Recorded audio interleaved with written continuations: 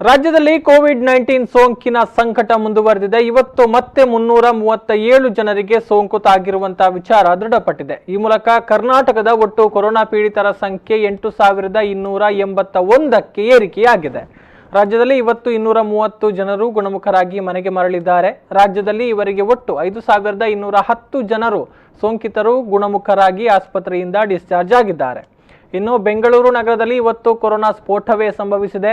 138 ಜನರು ಸೋಂಕಿಗೆ ತುತ್ತಾಗಿದ್ದಾರೆ. ಇದರಿಂದ ಬೆಂಗಳೂರು ನಗರ ಜಿಲ್ಲೆಯ ಒಟ್ಟು ಸೋಂಕಿತರ ಸಂಖ್ಯೆ 982 ಕಂಡಿದೆ.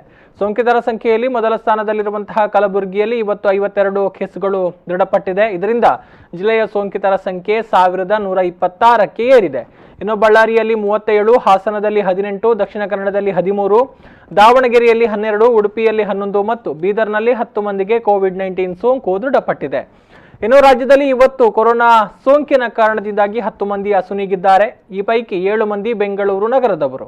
ಉಳಿದಂತೆ ಬೀದರ್ನಲ್ಲಿ 2 ಮತ್ತು ವಿಜಯಪುರದಲ್ಲಿ 1 ಸಾವಿನ ಪ್ರಕರಣಗಳು ರಿಪೋರ್ಟ್ ಆಗಿದೆ. ಈ ಮೂಲಕ ರಾಜ್ಯದಲ್ಲಿ ಒಟ್ಟು 5210 ಜನ ಸೋಂಕಿತರು ಗುಣಮುಖರಾಗಿ ಆಸ್ಪತ್ರೆಯಿಂದ ಡಿಸ್ಚಾರ್ಜ್ ಆಗಿದ್ದಾರೆ. ಕೊರೋನಾ ಸೋಂಕಿನ ಕಾರಣದಿಂದ ಮರಣ ಹೊಂದಿದವರ ಸಂಖ್ಯೆ 124ಕ್ಕೆ ಏರಿಕೆಯಾಗಿದೆ. ಇನ್ನು 4 ಸೋಂಕಿತರು ಕೋವಿಡ್ ಅಲ್ಲದ ಕಾರಣದಿಂದಾಗಿ ಮರಣ ಹೊಂದಿದ್ದಾರೆ.